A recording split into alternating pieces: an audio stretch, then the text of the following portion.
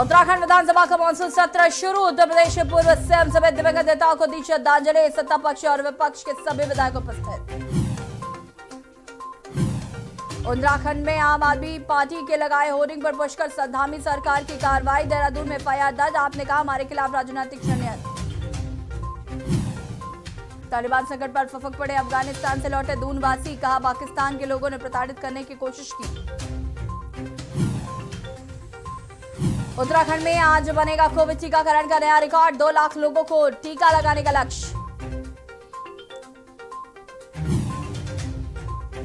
और अब ग्लेशियरों के टूटने, झीलों के फटने की जानकारी देंगे वाटर लेवल रिकॉर्डर। मिलेगा सटीक पूर्वानुमान।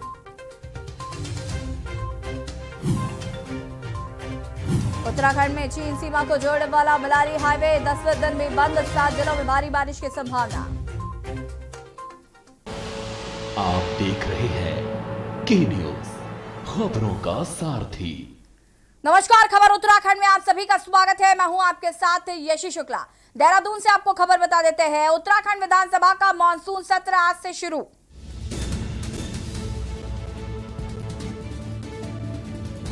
शुरू हुई सदन की कार्रवाई। सीएम पुष्कर सिंह धामी विधानसभा पहुंचे। सीएम पुष्कर सिंह धामी ने कल्याण सिंह को किया नमन। उत्तराखंड विधानसभा का मानसून सत्र आज से शुरू। सदन की कार्रवाई में मुख्यमंत्री ने लिया हिस्सा। सत्ता पक्ष और विपक्ष के सभी विधायक उपस्थित। दिवंगत विधायकों को सदन में आज दी गई श्रद्धांजलि। उत्तराखंड विधानसभा का मानसून सत्र आज से शुरू। सदन की कार्रवाई में मुख्यमंत्री ने लिया हिस्सा। पुष्कर सिंह धामी ने बतौर मुख्यमंत्री पहली बार सदन की कार्रवाई में शामिल हुए। सत्ता पक्ष और विपक्ष के सभी विधायक उपस्थित।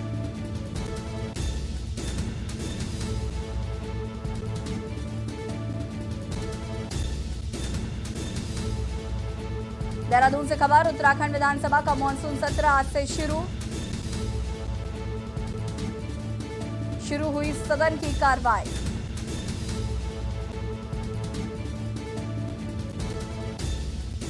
और इसी खबर पर ज्यादा जानकारी के साथ देहरादून से हमारे ब्यूरो चीफ राजेश वर्मा जी विधानसभा के बाहर इस वक्त मौजूद हैं। राजेश जी, आपसे जानना चाहेंगे, मानसून सत्र आज से शुरू हो गया है और लगातार ये बातें कही जा रही थी कि इस बार जो मानसून सत्र शुरू हुआ है ये पुष्कर सिंह धामी के लिए एक बहुत बड़ी अग्नि परीक्षा है, क्योंकि जिस तरीके से बतौर मुख्यमंत्री अब वो पहली बार सदन की कार्रवाई में शामिल हो रहा है।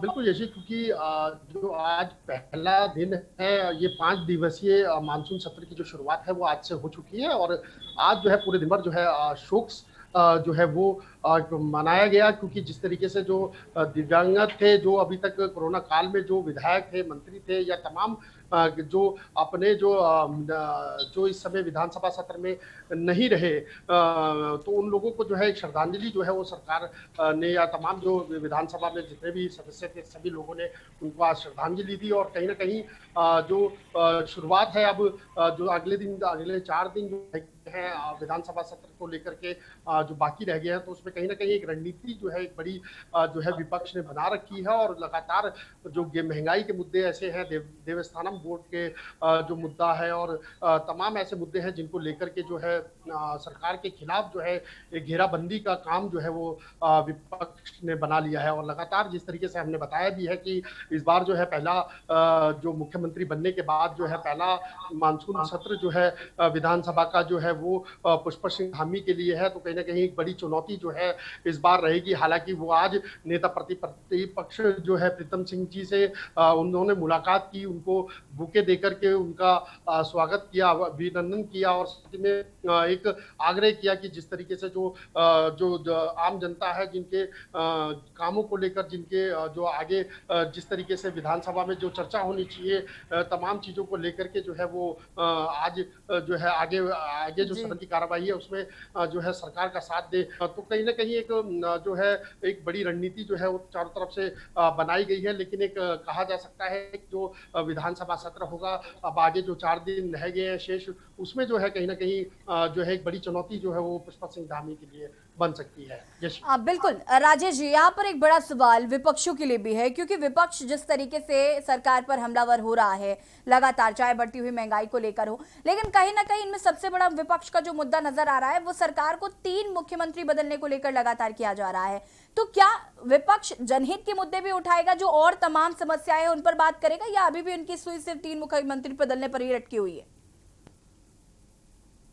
देखिए, ये विधानसभा की कार्यवाही और विधानसभा में जो मुद्दे हैं वो सिर्फ इसके ऊपर डिपेंड नहीं होते, जैसे कि जो 3 मुख्यमंत्री या 2 मुख्यमंत्री अभी तक बदले हैं, जी। लेकिन इस समय जो जिस तरीके से वर्तमान में जो पुष्कर सिंह धामी है वो लगातार जनता से संवाद बनाए हुए हैं, जनता की जो परेशानियां हैं उनको बारीकी से समझने की कोशिश जो है वो लगातार कर रहे हैं, और कुछ जो पेंडिंग पड़े काम हैं जो जिनको लेकर के विधानसभा में जो मानसून सत्र का आगाज जिस तरीके से हुआ है तो उसमें उनको जल्द से जल्द जो है निपटाने का भी काम होगा, उन चर्चाओं को पेश किया जाएगा, और जो विपक्ष है उससे भी समर्थन की जो है एक आशा जो है वो पुष्कर सिंह धामी ने की है। लेकिन जैसे मैंने आपको बताया, जैसे कि क्योंकि महंगाई एक सबसे बड़ा मुद्दा जो है विपक्ष के पास लगा हुआ है, और साथ ही साथ भ्रष्टाचार को लेकर के बात करें तो उसमें जो है विपक्ष जो है सरकार को घेरने की तैयारी कर रहा है, और तमाम ऐसे जो भर्ती को लेकर के जो बेरोजगार जो है युवा उनको लेकर के जो भर्तियां आगामी 2022 से पहले होनी थी, लेकिन उससे पहले अभी कहीं ना कहीं जो कहीं ना कहीं काम जो है वो धरातल पे वो कमजोर तरीके से चल रहा है। तो ये तमाम ऐसे मुद्दे हैं जिनको लेकर के जो है विपक्ष ने अपनी तैयारी तो कर ली है, लेकिन अभी फिलहाल जो आज विधानसभा का पहला दिन है और विधानसभा इस समय भी चल रही है, और हम इस समय मौजूद हैं विधानसभा के बाहर। विधानसभा के जो मीटर का दायरा है वहां पर जो है धारा 144 जो है वो लगा दी गई है, और तमाम जो कड़े सुरक्षा इंतजामात हैं वो शासन प्रशासन द्वारा किए गए हैं। लेकिन विधानसभा के जो अगले 4 दिन हैं, यानी कि जो आगामी जो 4 दिन रह गए हैं, उसमें कहीं ना कहीं एक बड़ा जो है कठिनाई जो है वो कहा जा सकता है, क्योंकि विपक्ष जैसे मैंने बताया कि आगामी 2022 के चुनाव भी आने वाले हैं, तो एक बड़ी तैयारी जो है एक बड़ा मुद्दा जो है वो कहीं ना कहीं लेकर के चलेगा, क्योंकि उनको इस समय प्रेजेंटेशन भी कहीं ना कहीं जो पुष्कर सिंह धामी जो दिखाना चाह रहे हैं तो उसको डाउन करने की जो स्थिति है वो विपक्ष उसमें कोई और कसर जो है वो कहीं ना कहीं वो बिल्कुल भी कतई भी जो है वो नहीं छोड़ेगा। तो फिलहाल कुल मिलाकर के विधानसभा सत्र का राजेश जी, जो है वो यहाँ पर एक बहुत बड़ा सवाल ये भी है, देवस्थानम बोर्ड और भू कानून जिसको लेकर लगातार जनता की भी मांग उठ रही है। देवस्थानम बोर्ड के लिए पुरोहित जिस तरीके से लगातार प्रदर्शन कर रहे हैं, क्या इस पर भी चर्चा हो सकती है देवस्थानम बोर्ड और भू कानून को लेकर भी?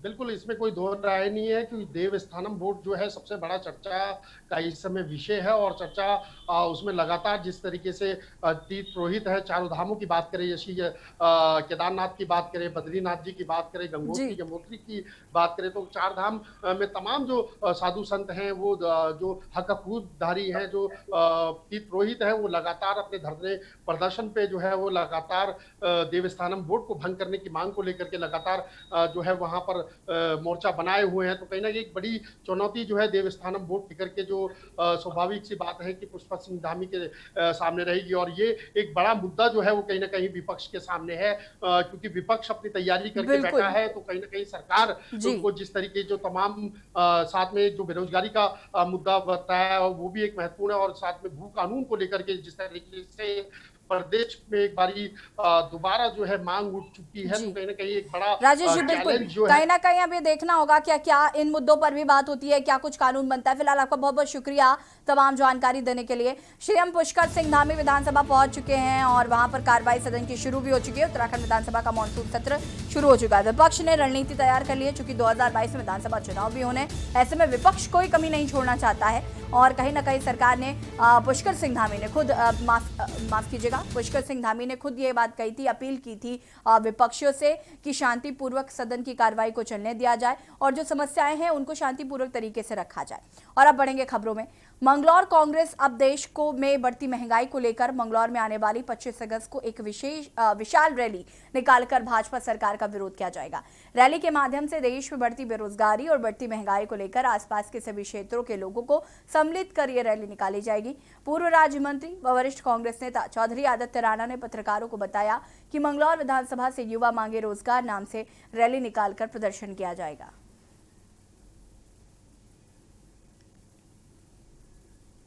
रावत जी ने और प्रदेश अध्यक्ष जी ने गोदियाल जी ने, और ये आज बहुत बड़ी समस्या बन गई है। आज जो युवा है वो पढ़ लिखने के बाद घर में बैठा हुआ है, वो माँ बाप के ऊपर बोझ है।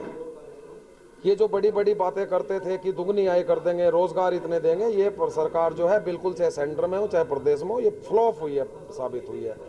तो इस सरकार को जगाने के लिए भी और युवाओं के ताकत बढ़ाने के लिए भी हम लोग जो है आने वाले 25 तारीख को मंगलौर से एक रैली निकालने का आयोजन कर रहे हैं। ये 25 तारीख में कांग्रेस जनों द्वारा एक हल्ला बोल प्रोग्राम किया जा रहा है, जिससे युवा मांगे रोजगार और महंगाई के खिलाफ। मुख्य कारण इसका मंगलौर विधानसभा से इसकी शुरुआत करने का ये है, जहाँ तक मैं सोचता हूँ कि सबसे ज़्यादा बेरोजगारी हमारे इस पूरे प्रदेश में मंगलौर में ही है।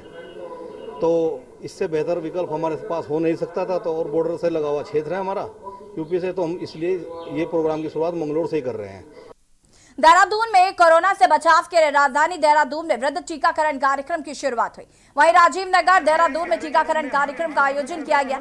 मुख्यमंत्री पुष्कर सिंह धामी ने टीकाकरण अभियान की शुरुआत की। वहीं इस मौके पर स्वास्थ्य मंत्री डॉक्टर धन सिंह रावत, केंद्रीय रक्षा मंत्री अजय भट्ट व अन्य अतिथि भी उपस्थित रहे। वह इस मौके पर स्वास्थ्य मंत्री डॉक्टर धन सिंह रावत ने बताया कि कार्यक्रम के तहत प्रदेश भर में 2 लाख से अधिक लोगों को वैक्सीन लगाई जाएगी। उन्होंने बताया कि अभी तक 78 लाख लोगों को वैक्सीन लग चुकी है, जिसके बाद देश भर में वैक्सीन लगाने वाले 3 राज्यों में उत्तराखंड भी सम्मिलित हो गया। देखिए, मैंने कहा कि जो दूसरी लहर आई, दूसरी लहर के जब आंकड़े आए, उसके बाद जो चीज़ें सामने आई, जिन लोगों को वैक्सीन की डोज लग गई थी, पहली डोज लगी हो दूसरी डोज लगी हो, वो सारे के सारे जो है थोड़ा बहुत माइनर उनको इफेक्ट हुआ और वो ठीक हो गए। लेकिन जिनको वैक्सीन नहीं लगी वो गंभीर अवस्था में आए, और बहुत लोगों ने उसमें उस समय में भ्रम फैलाने का काम किया, कुछ पार्टियों ने भ्रम फैलाया, ये सभी के सामने है। उत्तराखंड के लोगों के स्वास्थ्य के बिल्कुल 100% चिंता कर रही है। अभी तक 78 लाख से ज़्यादा वैक्सीन लग चुकी हैं और देश में सर्वाधिक वैक्सीन लगाने वाले 3 राज्यों में उत्तराखंड भी जो है एक राज्य है। ये ऐतिहासिक कदम है हमारी सरकार का। माननीय प्रधानमंत्री जी ने जो फ्री वैक्सीनेशन करी है पूरे भारत में, उसके बाद से उत्तराखंड में ऐतिहासिक निर्णय हुए हैं और लगातार गति बढ़ती गई है। आज ही के दिन 2 लाख वैक्सीनेशन उत्तराखंड में हो रही है और साथ में 2 जिलों में पूरी तरह से वैक्सीनेशन हो चुका है। यह भी इतिहास बन चुका है। और इसी बीच आपको देहरादून से बड़ी खबर बता देते हैं। देहरादून से खबर, कांग्रेस के राष्ट्रीय प्रवक्ता पवन खेड़ा की प्रेस वार्ता शुरू। कांग्रेस मुख्यालय में शुरू हुई पत्रकार वार्ता। पवन खेड़ा ने केंद्र सरकार को राज्य में मुख्यमंत्री बदलने को पर घेरा। पवन खेड़ा ने केंद्र सरकार को राज्य में मुख्यमंत्री बदलने पर घेरा। बेरोजगारी के सही तथ्य सरकार नहीं दे रही। उत्तराखंड में बेरोजगारी दर 14% हो गया है। खेड़ा ने इस बात को कहा। केंद्र और राज्य सरकार ने युवाओं के साथ धोखा किया। केंद्र और राज्य सरकार ने युवाओं के साथ धोखा किया है। मोदी सरकार के राज्य में महंगाई चरम पर है। बीजेपी सिर्फ नफरत की राजनीति करती है। उत्तराखंड में पर्यटन की अपार संभावनाएं हैं। उत्तराखंड में पर्यटन की अपार संभावनाएं हैं। देहरादून से खबर, कांग्रेस के राष्ट्रीय प्रवक्ता पवन खेड़ा की प्रेस वार्ता शुरू। देवभूमि हरिद्वार में रक्षाबंधन का त्योहार धूमधाम से मनाया गया। शुभ मुहूर्त में पूजा के बाद सुबह से ही बहनों ने अपने भाइयों की कलाइयों पर राखी बांधी, साथ ही जीवन भर अपनी रक्षा का वचन लिया। यह त्योहार बहन भाई के प्रेम और स्नेह का सबसे बड़ा त्योहार माना गया।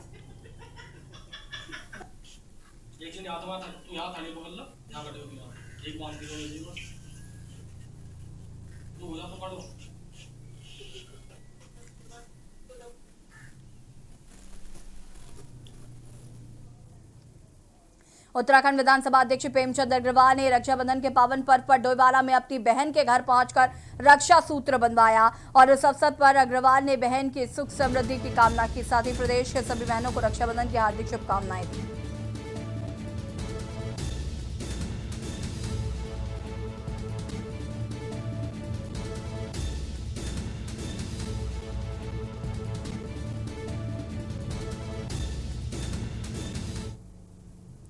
रुद्रप्रयाग से श्रीनगर जा रहे युवक खांकरा के पास बाइक दुर्घटना में घायल हो गए।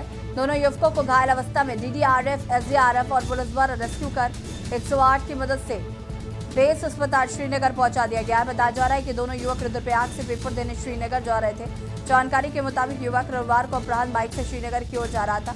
इसी बीच खांकरा सम्राट होटल के पास बाइक अनियंत्रित होकर गिर गई। दुर्घटना में दोनों युवक सड़क से करीब 200 मीटर नीचे गहरी खाई में जा गिरे। दोनों को गंभीर चोटें आई।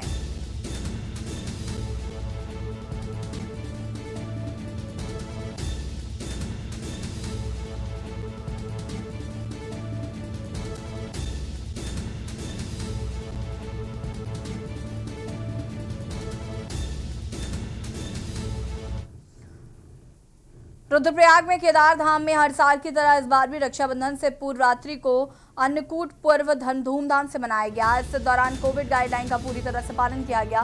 देर रात भगवान शिव के शिवलिंग को पके चावलों का भोग लगाया गया, जिसके बाद भगवान शंकर की विशेष पूजा अर्चना की गई। कोविड मानकों का पालन करते हुए कार्यक्रम में तीर्थ पुरोहित, हक हकूकदारी एवं देवस्थानम बोर्ड के अधिकारियों ने भगवान केदारनाथ को पके चावलों का भोग लगाया।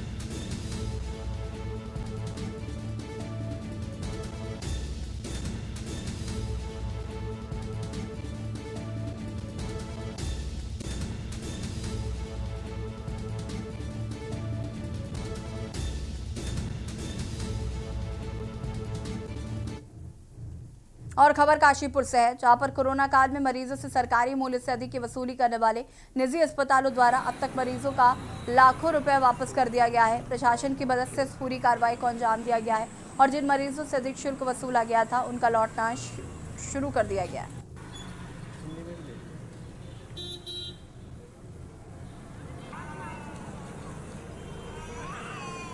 कोरोना टाइम पे जैसा सभी को मालूम है, बहुत सारे जो प्राइवेट अस्पताल हैं जिनके द्वारा जो शासन आदेश हमारा निकला था जिसके अनुसार उनको बिल्स चार्ज करने चाहिए, तो उससे थोड़ा अत्यधिक मामले में कई मामलों में उनसे बहुत ज़्यादा बिल्स चार्ज उनके द्वारा किया गया है।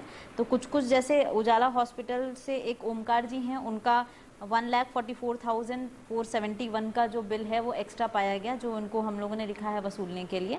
सहोता हॉस्पिटल से आशा जी का मामला है 1,08,000 का, जो जहाँ भी चार्जेस ज़्यादा किए गए हैं जियो के अनुसार ना होकर उसमें हम लोगों ने वसूली के लिए भी लिख दिया है और जो संबंधित प्रार्थी है वो भी हॉस्पिटल जाके अपना पैसा ले सकता है।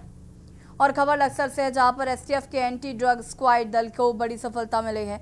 वहीं स्क्वाड दल ने लक्सर क्षेत्र से एक डीलर शहजाद को गिरफ्तार कर लिया है। साथ ही ड्रग्स डीलर के कब्जे से करीब 30 लाख कीमत की स्मैक बरामद की है। आपको बता दें कि एंटी ड्रग स्क्वाड दल को सूचना मिली थी कि लक्सर के लादपुर निवासी ड्रग्स डीलर शहजाद द्वारा बाहर से स्मैक लाकर क्षेत्र में सप्लाई की जा रही।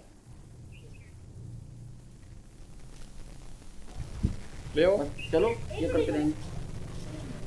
ये दरअसल काफ़ी समय से इस क्षेत्र में जो है एक स्मैक का जो है कारोबार चल रहा है। इसकी काफ़ी शिकायतें हैं और कई गांवों में ये फैला हुआ है। इस संबंध में जो है एंटी ड्रग्स टीम द्वारा और थाना पुलिस द्वारा एक सामूहिक कार्रवाई की गई है, जिसमें शहजाद नामक अभियुक्त को पकड़ा गया है, जिसके जो है करीब 300 ग्राम स्मैक रिकवर हुई है, जिसकी अंतर्राष्ट्रीय बाजार में कीमत जो है करीब 5-6 लाख रुपए हैं। और इसको जो है जो भी सप्लाई जहाँ ये कर रहा है और जहाँ से ला रहा है उन लोगों की भी तलाश की जा रही है। इनके में सब में जो है वैधानिक कार्रवाई होगी एनडीपीएस एक्ट। खबर लालकुआ से है, जहां पर बीते दिनों भारतीय जनता पार्टी की जन आशीर्वाद रैली में पहुंचे नैनीताल लोकसभा से सांसद और केंद्रीय राज्य मंत्री अजय भट्ट ने जन आशीर्वाद रैली को संबोधित किया। इस दौरान भारतीय जनता पार्टी के कई वरिष्ठ पदाधिकारी और कार्यकर्ता रैली में मौजूद रहे और सैकड़ों की संख्या में कई किलोमीटर तक रैली निकालने के बाद अजय भट्ट ने रैली को संबोधित किया। जब रैली शहर से निकल रही थी उस दौरान एक पिकअप गाड़ी में 3 लोग खड़े थे, जिसमें एक तरफ नैनीताल जिला के भाजपा अध्यक्ष प्रदीप बिश्नोई, उनके बगल में अजय भट्ट मंत्री, तीसरी तरफ दर्जा पूर्व हेमंत द्विवेदी लोगों का अभिवादन कर रहे थे।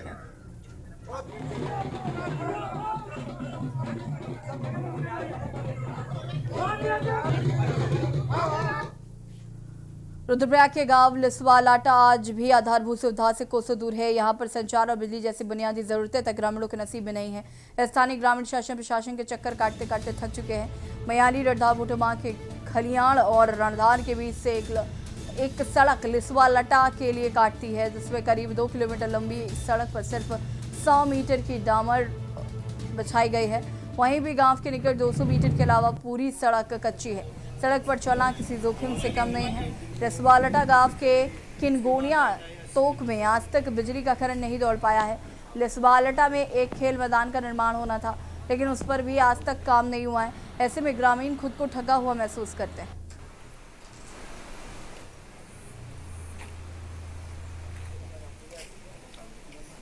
देखिए, बांगड़ क्षेत्र के लिस्वाल्टा गांव में आज भी विकास की किरण नहीं पहुंच पाई है।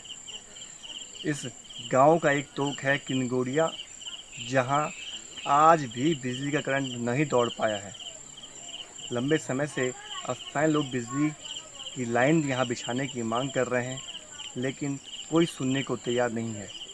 संचार क्रांति के इस दौर में आज भी यह पूरा गांव संचार सेवा से अछूता है। इसके साथ ही इस गांव को जोड़ने वाला मोटर मार्ग आज भी खस्ताहाल बना हुआ है। इसका डामरीकरण तक नहीं किया गया है। स्थानीय लोग आज भी बुनियादी सुविधाओं की मांग को लेकर संघर्ष कर रहे हैं, लेकिन हमारी सरकारें, हमारी व्यवस्थाएं, कोई भी इनकी मांगें नहीं सुन रहा है, न इन पर कार्रवाई हो रही है। जिसमें हमें सबसे पहले गांव में कि एक हर गांव से अगर जैसे क्रीड़ा मैदान हो गया, हमारे पूरे रुद्रप्रयाग में एक अगस्तमुनि ग्राउंड है। उसके बाद हमारे पास हमारा बगड़ नामी तोप में हमारे पास इतने नाली ज़मीन है जिससे कि हम अगस्तमुनि क्रीड़ा मैदान से काफ़ी मेल मिलाव कर सकते हैं। उसके हिसाब से ग्राउंड बन सकता है। लेकिन हमने कई बार अलग अलग प्रशासन से अलग अलग उस हिसाब से हमने बातें रखी, लेकिन आज तक हमारी बातें अभी तक उच्च कोटि तक पहुंची नहीं। वहाँ पे कई प्रकार से हमें कहीं किसी भी जैसे हमारे विधायक साहब हो गया, हमने कहीं से बात की, लेकिन वो हमारी बात सुनने के लिए भी राजी नहीं है। सर, हमने कई बार प्रशासन को, शासन को कई बार लिखित रूप में कहा है, मौखिक रूप में उनको बताया, लेकिन अभी तक कुछ भी नहीं हुआ। ये रोड पेंटिंग का पूरा 2 किलोमीटर का था पेंट का, लेकिन वो केवल लगभग 200 मीटर करके वो भाग गए। फिर फील्ड के लिए हमने दिया था, तो हमको 1 लाख रुपए विधायक निधि से मिला था, तो 1 लाख में से केवल 60,000 रुपये वहाँ लगे, बाकी 40,000 रुपये जो तो कमीशन में चले गया। और बाकी जो हमारा फील्ड है अभी आप देख रहे हैं उसकी कैसी हाल है। वो गदेरा उसमें है बीच में, तो उसने सारा नुकसान कर दिया उस फील्ड का। बाकी लाइट का हमने दिया था, किनगोड़िया नामी तोक हमारे एक है जहाँ पे हमारा कम से कम 200 नाली ज़मीन है। वहाँ पे हमने लाइट के लिए भी लिखा था, लेकिन अभी तक उसमें कुछ भी नहीं हुआ। और खबर उत्तराखंड में फिलहाल इतना ही। देखते रहिए न्यूज़ इंडिया। नमस्कार।